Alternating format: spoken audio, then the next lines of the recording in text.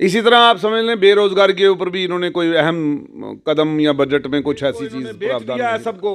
कहाँ से नौकरियां लगेंगी? रेलवे बेच दिया, बंदरगाह बेच दिए, रेलवे स्टेशन सरकार चलाती थी महबूबा मुफ्ती, इनको जूती के नीचे रखा। ये थूक के 2 सेकंड में चाट जाते हैं। इनकी बात पे कोई भरोसा मत करें ना नौजवान। नमस्कार, परफेक्ट टाइमलाइन में आपका स्वागत है और मैं हूं आपके साथ अजय दीप सिंह। दर्शकों, हमारा मकसद यही रहता है कि हमारे समाज में कुछ ऐसे लोगों तक हम आपका मैसेज पहुंचा सके जो समाज के लिए काफ़ी कुछ कर रहे हैं, यानी कि जम्मू कश्मीर के लिए वो जी जान से मेहनत कर रहे हैं। और इसी मुद्दे पर अगर हम आज बात करें तो आज हमारे साथ तरनजीत सिंह टोनी जी मौजूद हैं, जो कि डीडीसी मेंबर सुचेतगढ़ हैं। उनसे हम जानने की कोशिश करेंगे कि अब हाल ही में जो बजट पेश हुआ है और सरकार की जो नीतियां हैं उन पर क्या उनका कहना है, क्या वो सोचते हैं कितनी सरकार की नीतियां युवाओं के लिए कारगर साबित होंगी, जम्मू कश्मीर के लिए कारगर साबित होंगी। तो बिना समय व्यर्थ किए हम सीधा टोनी सिंह जी से बातचीत करना चाहेंगे। सबसे पहले तो सर हम बात करेंगे आपसे, जो बजट कल पेश हुआ है किस तरीके से आप इस बजट को देखते हैं, क्योंकि जैसे हमारे घर का भी एक बजट होता है वैसे ये देश का बजट है। लोग काफ़ी ज़्यादा इससे प्रभावित हैं होते हैं। युवाओं के लिए क्या कुछ इसमें है, इंडस्ट्रीज़ के लिए क्या कुछ है, खासकर जम्मू कश्मीर के लिए इस बजट में आप क्या कुछ देखते हैं? मैं समझता हूँ कि पहले तो आपका बहुत शुक्रिया, परफेक्ट टाइमलाइन का आपका बहुत शुक्रिया। और मैं समझता हूँ कि देश भर का गरीबों का और मध्यम वर्ग के लोगों का मजाक उड़ाया है कल के जो बजट पेश हुआ है। कुछ भी नहीं है। सबसे आपने कल देखा होगा कि चैम्बर ऑफ कॉमर्स के जो हमारे यहाँ प्रेसिडेंट हैं अरुण जी, जो जिनके चमन लाल गुप्ता जी के भाई हैं छोटे, जो फॉर्मर मिनिस्टर थे यूनियन कैबिनेट में बीजेपी के, उन्होंने साफ तौर पे कहा कि ट्रेड एंड इंडस्ट्री के लिए तो कुछ है ही नहीं इस बजट में। कोई भी ऐसी सिग्निफिकेंट चीज़ नहीं है जिसको डिस्कस किया जा सके। इसी तरह आप समझ लें बेरोजगार के ऊपर भी इन्होंने कोई अहम कदम या बजट में कुछ ऐसी चीज़ प्रावधान नहीं रखा है। आप हेल्थ का देख लीजिए, उसके ऊपर भी कोई ऐसी बड़ी चर्चा कोई सामने नहीं आ रही है। तो इन टोटलिटी ये देखें कि ये एंटी पुअर है, ये एंटी इन्फ्लेशन है, ये एंटी इन्फ्लेशन कह रहा हूँ, ये प्रो इन्फ्लेशन है और एंटी पुअर है। और ये बजट जो है इससे मैं समझता हूँ कि एक चीज़ बड़ी प्रमुखता जो सामने नज़र आई है कि जब आप देश में कोई इकोनॉमिस्ट जो जिसका ये काम है उसको शर्म आती है दुनिया के सामने पेश करते हुए कि 130 करोड़ के लोगों में मोदी जी को कोई एक ढंग का जो है जो इकोनॉमिस्ट नहीं मिला जिसको अपनी पार्टी की तरफ से वो फाइनेंस मिनिस्टर बना सकते। इसके बरक्स आप देखें कि जब नरसिम्हा राव की सरकार थी इसी तरह के हालात इस बनने जा रहे थे जो आज, खैर ये तो ना होते जो इन्होंने बना दिए। ये तो 70 साल में वर्स्ट इन्फ्लेशन है, वर्स्ट अनएम्प्लॉयमेंट है, यू टॉक ऑफ एनीथिंग, वो वर्स्ट पे लेके गए हैं ये 7 सालों के बीच में। पिछले 70 सालों की कमाई देश में जिस तरह बीजेपी ने उजाड़ी है, शायद आज तक तो सारा सामान जो कहते थे हम देश नहीं बिकने देंगे, उन्होंने सारा देश बेच दिया। अगर हम बात करें यहाँ पर 60 लाख नौकरियों की बात की गई है, डिजिटल करेंसी पर जो 30% का टैक्स लगाने की बात की गई है, क्या आपको लगता है ये कुछ कारगर साबित नहीं होगा जो स्टेप्स इस समय सेंटर ने उठाए हैं? और नौकरियों की बात की गई है, कैसे देखते हैं? जनाब, जो 2 करोड़ नौकरियों का जुमला था वही ये एक जुमला है, कुछ नहीं है इनके पास, ये सब जुमलेबाजी है। और मैं समझता हूं कि हमने इनको 7 साल हो गया देखते हुए, जो जो इन्होंने बजट में किया उसके बाद 10 बार इन्होंने इसको उसके ऊपर जैसे कहते हैं ना कि भाई उससे मुकर जाना। प्रधानमंत्री जी ने कोरोना में आपको कितना बड़ा बजट दिया था, कहां है वो बजट? किसका क्या, किसको फायदा हुआ? कितने लाख करोड़ था वो? फिर जहां जाते हैं ये मेरा देश है, मेरा, मैं यहां मैंने ये किया था, यहां मैंने वो किया था, ये मेरा ही वो है स्टेट है, ये मेरा ही गांव है, मेरा ही। मुझे बताएं कहाँ है? कौन सा काम कर दिया? बनारस की गलियों में गंद पड़ा है, लोग वहां पे दिखा रहे हैं, वीडियो दिखा रहे हैं आप जैसे लोग शूट करके, जिनको इन्होंने बोला था हमने पता नहीं वर्ल्ड लेवल पे ले जाएंगे, उसको कहाँ ले गए? ये झूठ के जुमले और इससे तंग आ चुकी है।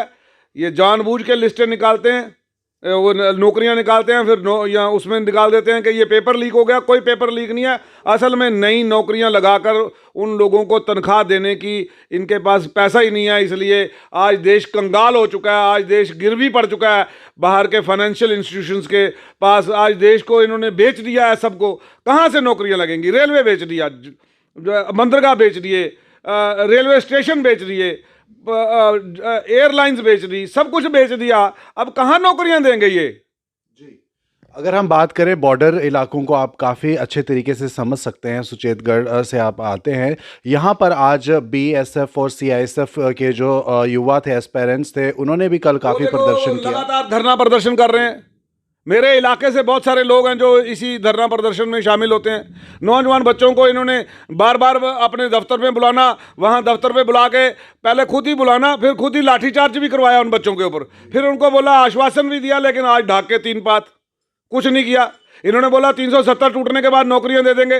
दी नौकरियां इन्होंने जे&के बैंक में, लेकिन दी हरियाणा के बच्चों को 750 के करीब वो लगा दिए। अब बाहर देखो, जो बिजली के दफ्तरों के जो वो बनाया, वहां से यूपी के बच्चे लग रहे हैं, बाहर के स्टेटों के बच्चे लग रहे हैं। जम्मू का बच्चा क्यों नहीं लग रहा? अगर लिकर पॉलिसी बनाई तो वो है एंटी जम्मू बना दी। इसी तरह मैं आज मुद्दे पे आता हूं, बजट के ऊपर। बजट के ऊपर तो ये है टोटल फेलियर है ये सरकार। इस सरकार के पास कोई ढंग की नीति नहीं है। आज ये एंटी फार्मर्स है, ये सरकार खुद एंटी फार्मर है, इनका बजट भी एंटी फार्मर है। ये सरकार नौजवानों के खिलाफ है और इनका बजट भी नौजवानों के खिलाफ है। अगर सर पॉलिसीज़ की बात करें तो अभी ग्रामीण इलाकों के कई लोग जम्मू में आके प्रदर्शन कर रहे हैं कि वहाँ पर भी कई तरीके की पॉलिसीज़ बनाई गई हैं प्रॉपर्टी बनाने को लेकर। उन्हें काफ़ी ज़्यादा जो एक प्रोटोकॉल से गुजरना पड़ेगा, तो क्या कुछ कहते हैं आप उसके बारे में? म्यूनसिपैलिटी का जो नया टैक्स सिस्टम आया कि 2000 सैकड़े जिसकी स्लैब होगी छत की, उसको 100 रुपया महीना, जिसकी 2000 से ज़्यादा होगी उसको 200 रुपया महीना। इस तरह जिसने डेयरी लगाई है, अगर शहर में कोई काम कर रहा है, उसको 3000 रुपया महीना। ये टैक्सों की सरकार है। अभी किसी ने बोला कि इन्होंने नेशनल हाईवे के ऊपर रेडिसन को भी एक वो दिया है, एक उसको देवेंद्र राणा जी की जो जम कैश है उसको भी वहाँ पे भी दिया है। वहाँ पे भी नोटिस निकाले हैं, और 8 बंदे हैं जिनको 10 नोटिस निकाले हैं टोटल, कि आप नेशनल हाईवे इस्तेमाल करते हैं, आपको भी टैक्स देना पड़ेगा। आप गाड़ी खरीद रहे हो, उस वक्त रोड टैक्स जमा करा रहे हो। आप गाड़ी जब लेके टोल प्लाजा, उसके बाद टोल के ऊपर टोल लगा दिए कि ये सड़कों की बहबूदी के लिए, नेशनल हाईवेज के लिए। जब वो टोल लगा दिए तो फिर आपने ये टैक्स नया एक और जोड़ दिया। ये टैक्सों की सरकार है, एक हवा रह गई है। मैं तो कह रहा हूं कि अगर आपने इसी तरह करना है, आप हमारे गेट के बाहर एक पीपा लगा दें और उसको ताला लगा दें, वो महीने के महीने खोल लें। ये टोल भी छोड़ दें, वो हम घर से निकलते ही डाल दिया करेंगे। महीने का जो डालना है एक ही बार डलवा लो आप हमसे। ये कौन सा एक नया तरीका खोल दिया जनाब आपने हमारे पास कि आप रोड से गुजरो, पहले गाड़ी खरीदो तो रोड टैक्स दो, फिर उसके बाद आप टोल प्लाजा के टैक्स दो।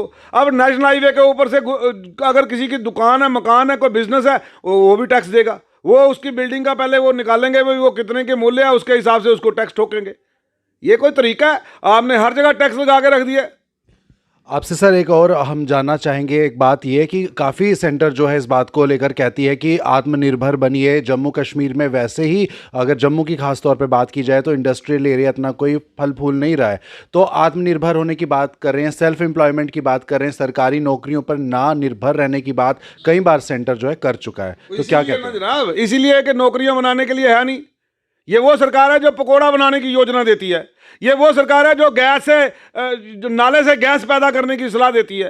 ये वो सरकार है जो कहती है कि जी जिनकी साइंस इतनी ऊपर पहुंच चुकी है, उस सरकार की कहती है कि जी बादलों के बीच में रडार, वो आपको रडार को जहाज नजर नहीं आएगा। ये ऐसी जब इनकी सोचने वाले प्रधानमंत्री बैठे हों तो मैं नहीं समझता कि इस देश की तरक्की होने वाली है। अभी भी मैं कहता हूं, जागो अंधभक्तों जागो। पढ़े लिखे लोग बन के आप बेवकूफ बन रहे हैं। अब ये 5 स्टेटों में सफाया होगा इस बजट के बाद जी। और कहीं ना कहीं बीजेपी दावा कर रही है, जम्मू की अगर बात करें आने वाले चुनावों में 55+ की बात करती है। तो कैसे आप देखते हैं, कांग्रेस को कहाँ देखते हैं और बीजेपी को कहाँ? मैं कहता हूं अगर आपने खुद को नंबर ही देने हैं तो आप 90+ बोलो ना, आप 10 और ले लो फालतू। ये क्या बात करते हो? इन्होंने पिछली बार नहीं बोला था हमने 44+ दिया था ना नारा पिछले इलेक्शंस में? तो तब मोदी जी के खिलाफ बात करना ऐसे था जैसे भगवान के खिलाफ बात करती हो।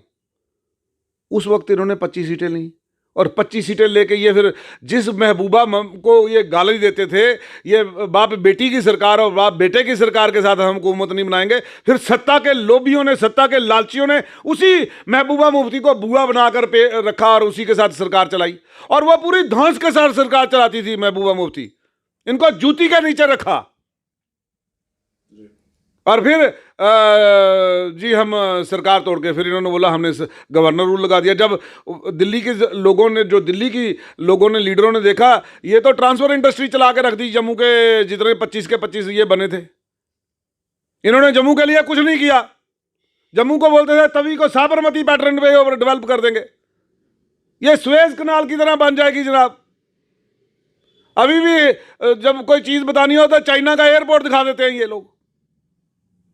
इन लोगों का झूठ के बगैर कोई चारा नहीं है। और मैं लोगों से, पूरे देश के लोगों से अपील करूंगा कि बीजेपी सिर्फ झूठे जुमले देती है, सिर्फ झूठे। ये मुकर जाते हैं अपनी बात के ऊपर, ये थूक के 2 सेकंड में चार जाते हैं।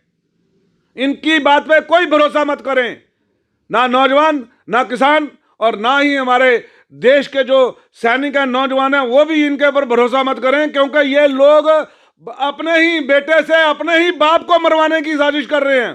किसान आंदोलन में बैठा था, बेटा बॉर्डर पे गोली खा रहा था। उसी पुलिस को, जिसका बेटा पुलिस में है, उसी को उसके खिलाफ खड़ा किया हुआ था इसी मोर्चे के अंदर। जनाब ये वो लोग नहीं है। ये किसानों की आय दुगनी नहीं, ये पहले से कहीं ज्यादा बद से बदतर हालात कर दिए हैं किसानों के इन्होंने। सुसाइड की रेशो बढ़ गई है, अनएम्प्लॉयमेंट बढ़ गई है इनकी 7 सालों में। आप अब भी नहीं जागोगे यार। ये ईस्ट इंडिया कंपनी है बीजेपी। अभी किसी ने वो छापा कि कांग्रेस ने 70 साल में उन्होंने एसेट्स बताए 588 लाख करोड़ के, इनके आ जाए 5000 कुछ करोड़ के।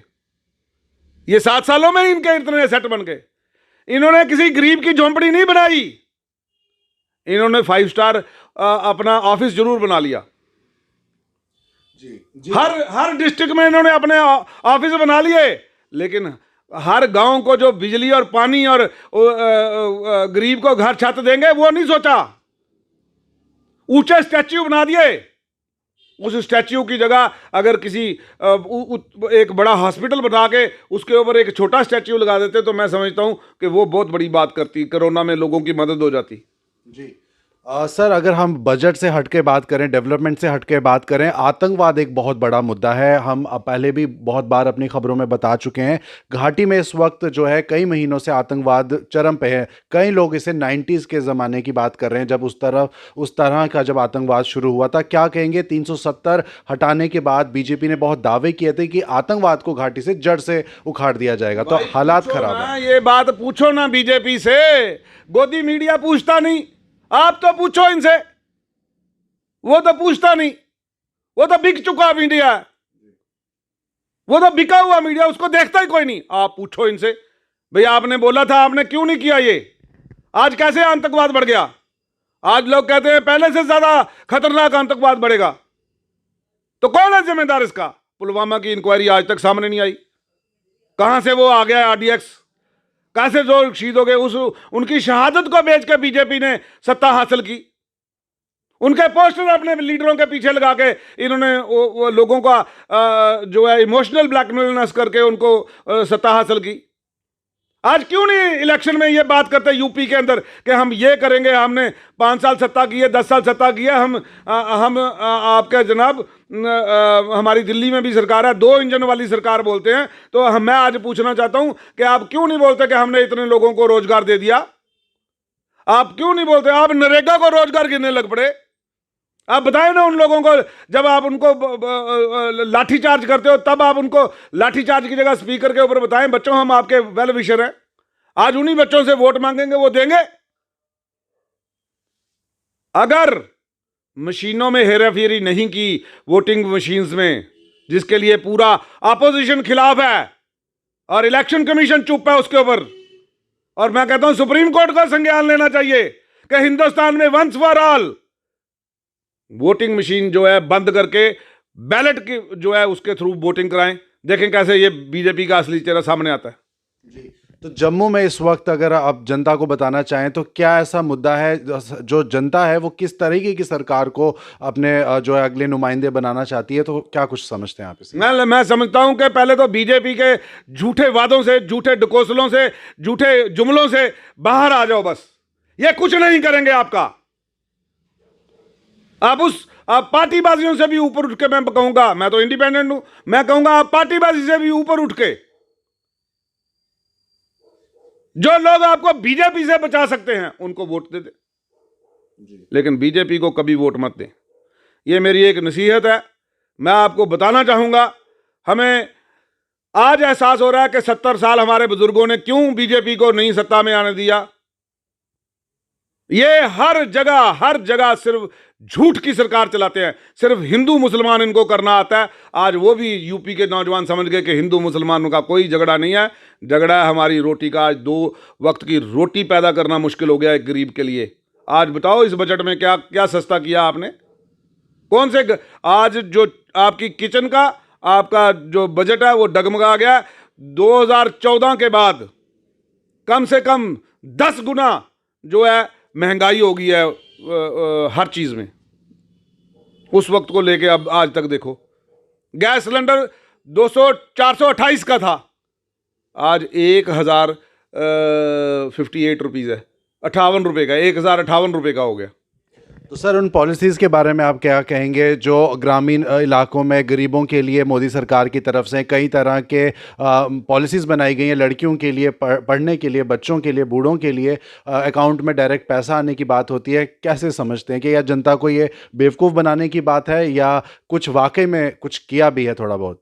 वो जो बेटी पढ़ाओ बेटी पटाओ, सॉरी जो पटाओ भी इन्होंने ही बोला, और जो बेटी बचाओ, ये जो बाकी जो आप बातें कर रहे हैं ये सब कागजों तक महदूद हैं। अगर जमीनी सतह पे देखें, जितनी भाषण और जितनी स्कीमें इन्होंने बनाई हैं कभी लागू की होती तो तब मजा आता। सिर्फ भाषणबाजी है। जम्मू में लिक्कर पॉलिसी जो बनाई हुई है, मैं मनोज सिन्हा साहब को कहता हूं इसको स्क्रैप करके ओनली फॉर जम्मू कश्मीर करें। Only for Jammu Kashmir people.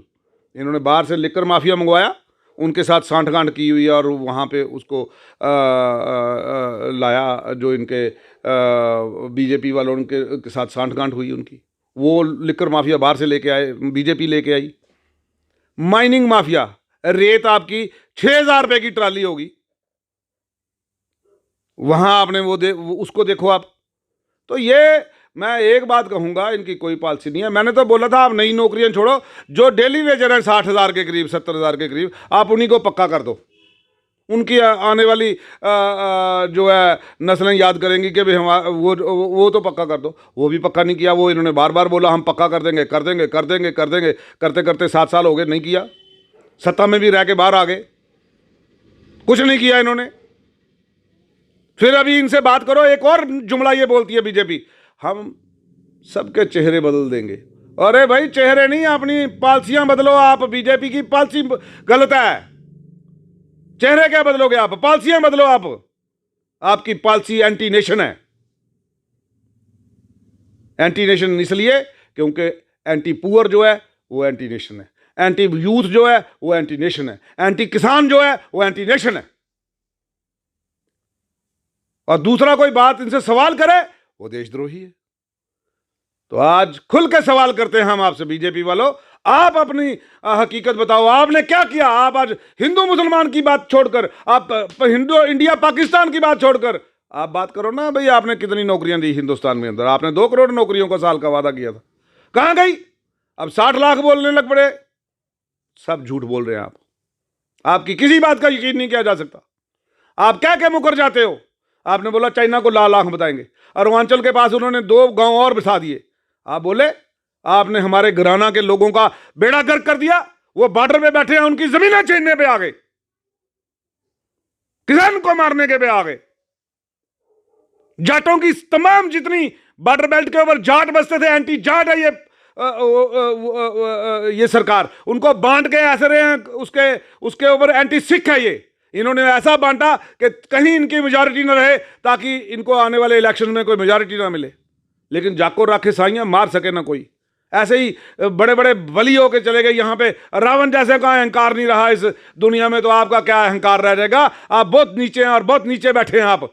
और आने वाले वक्त में लोग बताएंगे, हिंदुस्तान की जनता बताएगी आपको कि आपसे ज्यादा मक्कारी वाली, आपसे ज्यादा बेशर्मी वाली सरकार कोई नहीं आई। जिन्होंने बोला किसानों के आप यहां से धरना उठाओ, हम आपके 1 महीने के अंदर कमेटी बना देंगे, आज तक कमेटी नहीं बनाई एमएसपी के ऊपर। पूछना चाहता हूं क्यों नहीं बनाई? नौजवानों को नौकरियां क्यों नहीं दी? सर, एक सवाल और है मेरा आपसे आखिरी यहाँ पर कि निर्मला सीतारमण ने और बीजेपी के कई वरिष्ठ नेताओं ने इस बारे में कहा है कि जम्मू कश्मीर की बात करें तो बैकडोर एंट्रीज कई ज़्यादा थी पुरानी सरकारों में। इस बार उन्होंने ये कदम लिया कि बैकडोर एंट्रीज को बंद किया जाए, कई लोगों को बर्खास्त किया। बैंक में क्यों की? जे&के बैंक में बैकडोर एंट्रियों से आपने हरियाणा की लोग लगा दिए। लाओ, आप साबित करो इसके ऊपर, लाओ व्हाइट पेपर ऊपर उसके ऊपर। आप बैकडोर एंट्री से आपने माइनिंग माफिया लाया, बैकडोर एंट्री से आपने यहां पे लिकर माफिया लाया, आप बैकडोर एंट्री से यहां पे पावर माफिया लाना चाहते थे। लेकिन वो 2 दिन स्ट्राइक हुई तो इसलिए बच गए हम लोग। हमको विकास के नाम पे ये लूट रही है ये बीजेपी सरकार। तंग आ चुका हूं इनसे, मैं इनकी बातें सुन सुन के। आप पता नहीं कैसे सवाल लेके आ जाते हो यार। आप इनको पूछो ये सवाल, आप इनको पूछो कि बताओ ना, आपने इतनी नौकरियां बोली थी, क्यों नहीं दी इनको? उस पर टाल जाएंगे। हाँ, देके आज आऊं, बैठे तो बस इसे ऐसे बात करके निकल जाएंगे। मैं पूछना चाहता हूं इन लोगों से, ये लोग कब तक आप लोगों को ऐसे ही झूठे वादों से लूटोगे? एक दिन आप देखना, आप लोगों का बहुत बुरा हश्र होगा। लोग सवाल करेंगे आपको कटघरों में खड़े करके। आपने जिस तरह देश की जनता को लूटा है, जिस तरह देश के एसेट्स को बेचा है, जिस तरह देश के नामचीन संस्थाओं को बेच दिया है, प्रॉफिटेबल संस्थाओं को बेच दिया है, आने वाली नस्लें आपको माफ नहीं करेंगी बीजेपी को। बस सिर्फ भी जय श्री राम। असल में पता क्या बात, असल में ये जयकारा कैसे लगता था आपको मालूम है? जय श्री राम कभी नहीं बोला गया, हमेशा जय सिया राम बोला गया। राम को सीता माता के बगैर पुकारा ही नहीं गया। लेकिन इनको सीता माता सूट नहीं कर रही आज शायद। ये जय श्री राम, जय सिया राम बोलो आप। जब जैसे पुराने वाले बोलते थे लोग, बुजुर्ग जय सीताराम बोलते थे कि नहीं? है बुजुर्गों की याद। तो इन्होंने जयकारे बदल दिए जनाब। सिर्फ जो इनको सूट नहीं करता उसको तो उसका नाम लेना छोड़ देंगे। मैं आज की बोलता हूँ, जय सिया राम इसलिए था कि एक सहजता, एक सरलता, एक ममता की छवि भी सामने आ जाती थी आपके सामने। जब आप किसी को बोलते थे, ये सारे सद्भाव आपके आंखों में आते थे, तो आप एक झुक के किसी से मिलते थे। तो मैं समझता हूं कि जनाब आप इनकी बातों में मत आएं। लोगों को कहूँगा इनसे बाहर निकल जाएं। नौजवानों, आपको बीजेपी की सरकार सिर्फ धोखा देगी, धोखे के अलावा कुछ नहीं देगी। अगर बचना है तो इनको, आप कहते हो ना जम्मू, अभी मैं आपको बताऊं, ये कहते हैं 55, इनको 5 सीटों के ऊपर मुश्किल गिनती हो जाएगी। आप देखना आने वाले दिनों में 5 सीटों के ऊपर गिनती मुश्किल हो जाएगी बीजेपी की। 55 की बात करते हैं। सरकार अपोजिशन की बनेगी बीजेपी की सरकार। आप मेरी उंगली काटो और मैं खून से इबारत लिख दूंगा कि ये बीजेपी की सरकार अगली नहीं है जनाब। जाग जाओ, जाग जाओ, जाग जाओ, जाग जाओ, जम्मू वासियों जाग जाओ। ये वक्त है इस वक्त जागने का और जगाने का। अंध भक्त तो पागल हो चुके होंगे, वो शायद ना माने, लेकिन जो बाकी लोग हैं उनको जगाओ आप और उनको बताओ कि क्योंकि हमारा फर्ज ये भी है कि जब कांग्रेस ने गलतियां की, लोग कांग्रेस के, यही जो लोग थे ना जो जिन्होंने कांग्रेस को सत्ता से बाहर करके बीजेपी को लाया था, आज वो समझते हैं कि हमसे सबसे बड़ी इतिहास की 70 सालों में जो सबसे बड़ी भूल हुई वो ये थी कि हमने बीजेपी को लाया सरकार में। तो आज आओ, आज मौका है दोबारा आने वाला तुम्हारे हाथ में। पहले तो इन 5 स्टेटों से मैं देश की जनता को अपील करूंगा, एकजुट हो जाओ, तमाम अपोजिशन एकजुट हो जाए, लेकिन बीजेपी को बाहर का रास्ता दिखा दो इस बार। और जम्मू वालों को भी कहूंगा कि एकजुट हो जाओ, बीजेपी से निजात पाओ। जो आपको अच्छा लगता है उसका सेकंड बेस्ट, जो भी पार्टी का अच्छा लगता है उसको बना दो। मैं आपको एक बात कहूंगा, लेकिन बीजेपी को वोट मत करना। बीजेपी वो पार्टी है जिसने देश के नौजवानों को, किसानों को लूटा है, उनकी पीठ में छुरा मारा है, उनको 2 करोड़ नौकरियां दिखा के उनको लूटा और उनका सपना बनाया, सजाया, और उनको फिर बाद में सपना तोड़ दिया, फिर उनके पीठ में छुरा मारा। इसी तरह किसानों को कहा कि आपकी आय दुगनी कर देंगे, बाद में ऐसे 3 कानून लिए जिसके लिए 700 लोग मारे गए। उसके बाद जाके प्रधानमंत्री की आंख खुलती है जब वो यूपी के अंदर देखते हैं कि उनकी जमीन सियासी खिसक चुकी है। कोई किसानों से प्यार नहीं जागा प्रधानमंत्री को।